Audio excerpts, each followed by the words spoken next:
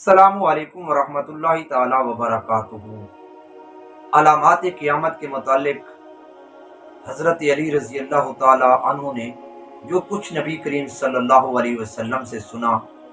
اس کو میں تھوڑا تھوڑا کر کے بیان کر رہا ہوں۔ آپ نے فرمایا، علی یاد رکھنا جب شراب نوشی عام ہو جائے، آپ نے فرمایا علی یاد رکھنا جب ناچ گانے اور لہو لعب کے آلات عام ہو جائیں، اور آپ نے فرمایا علی یاد رکھنا جب امت کے پچھلے لوگ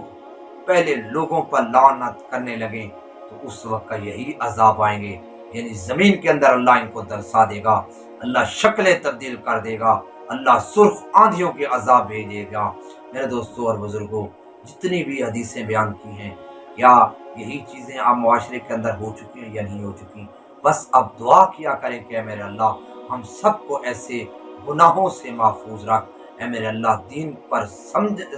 پر چلنا ہمارے لیے آسان فرما، آمین ثم آمین۔